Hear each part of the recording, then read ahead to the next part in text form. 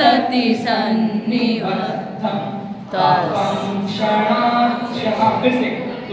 संस्तवेन भव संतति सन्निबद्धं पापं क्षणाक्षयमुपैति शरीरभाजां पापं क्षणाक्षयमुपैति शरीरभाजाम् आक्रान्तलोकमलिनीलमशेषु माशु आक्रान्तलोके मलिनीलमशेषमाशु सूर्यांशु भिन्नमेव शार्वरमन्धकारम् सूर्याशु भिन्नमेव शार्वरमन्धकारम्।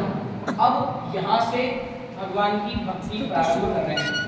ठीक है, अभी तक तो कह रहे थे कि अभी तक तो मैं सामर्थ्यहीन हूँ, लेकिन किस लिए कर रहा, सामर्थ्यहीन हूँ फिर भी किस लिए कर रहा हूँ, अब क्या चीज ऐसी है जो आपकी भक्ति करने के लिए मुझे उद्यत कर रही है, ये उन्होंने शुरू के 6 श्लोकों में क्लियर करना।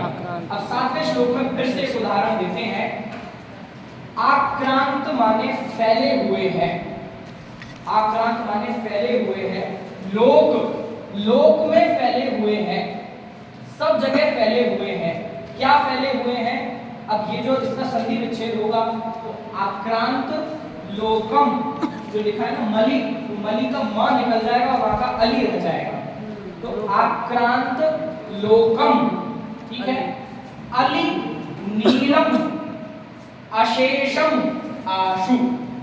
आप एक बार इस लाइन को देखेंगे, इसका संधि विच्छेद आक्रांत लोकम अली अली नीलम अशेषम आशु। ठीक है, अब इन सारे वर्ड्स का मीनिंग देख लेते हैं। आक्रांत माने फैला हुआ है, लोक मतलब लोक में फैला हुआ है। क्या फैले हुए हैं, अली अली मतलब भौरे, भौरे के समान, नीलम नीला, अशेष माने पूरा संपूर्ण, आशु आशु मतलब जल्दी ही। क्या मतलब कि ऐसा आकाश जो भौरे के कलर के जैसा नीला पड़ गया है, इतना अंधकार है। ठीक है, आक्रांत फैला हुआ, कौन फैले हुए हैं लोक में, आक्रांत लोक लोक में फैले हुए हैं, कौन फैले हुए हैं, अली, कि मानो भौरे पूरे ठसाठस भर गए हो, इतना गहरा नीला अंधकार। नीलम अशेष, नील शब्द का काला भी कई जगह होता है, तो इतना गहरा अंधकार, अशेषम माने संपूर्ण सभी जगह, आशु, अभी आशु अशेषम तक देखो कि इतना गहरा अंधकार है।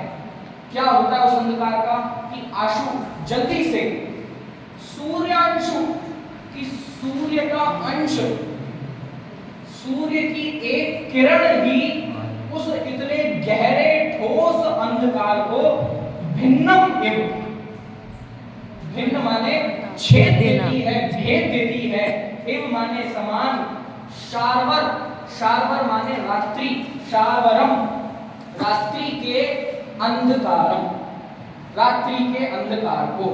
ठीक है, इस शब्दों का समझ में आया।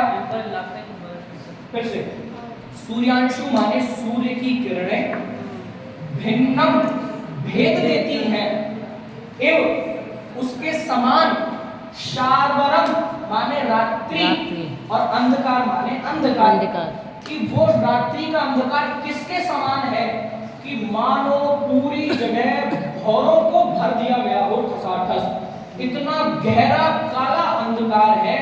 लेकिन चाहे कितना गहरा अंधकार हो, सूर्य की एक किरण उस अंधकार को भेद देने में समर्थ है।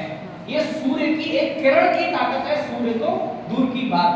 ऐसे ही हे भगवान, त्वत् संस्तवेन, आपकी संस्तवन स्तुति करने से, त्वत् माने आपकी, संस्तवन माने स्तुति करने से, संस्तवेन क्या होता है, भव संतति, भव संतति माने कि ये जो संसार चक्र है, भाव कर्म से द्रव्य कर्म, द्रव्य कर्म से भाव कर्म, कभी मनुष्य, कभी नरक, कभी देव, कभी ये भव संतति, इस भव संतति में सन्निबद्ध बंधे हुए, इस संसार में बंधे हुए कौन, और पापम उन बंधे हुए जीवों के सभी पाप क्षणात क्षयम उपैति। एक क्षण में, इसका संधि विच्छेद देखिए, क्षणात माने क्षण में, क्षयम माने क्षय को प्राप्त, उपैति माने प्राप्त, क्षय को प्राप्त, क्षण में क्षय को प्राप्त। क्या कि पाप। आपके संस्तवेन, आपकी स्तुति से भव संतति, भव में घूमते हुए संसारी जीव, उसमें सन्निबद्ध बधे हुए उनके पाप एक क्षण में क्षय को प्राप्त हो जाते हैं। किनके? शरीर भाजम, शरीर सहित जीवों के, यानी कि संसारी जीवों के एक क्षण में आपकी स्तुति से पाप, सभी पाप क्षय हो जाते हैं। ये श्लोक का अर्थ है कि हे भगवान, चाहे कितना गहरा अंधकार हो, कितना गहरा हो कि मानो सब जगह भौरों को भर दिया गया हो, इतना गहरा अंधकार भी सूर्य की एक किरण उसको भेदने में समर्थ है, ऐसे हे भगवान अनादि काल, अनंत काल के इकट्ठे किए हुए पाप, इतने सारे कर्म, आपकी भक्ति, आपके संस्तवन की एक रूपी किरण उन पापों को एक क्षण में क्षय करने में समर्थ है। ऐसे आपका ये अद्भुत महान स्तवन है। बोलिए आदिनाथ भगवान की जय।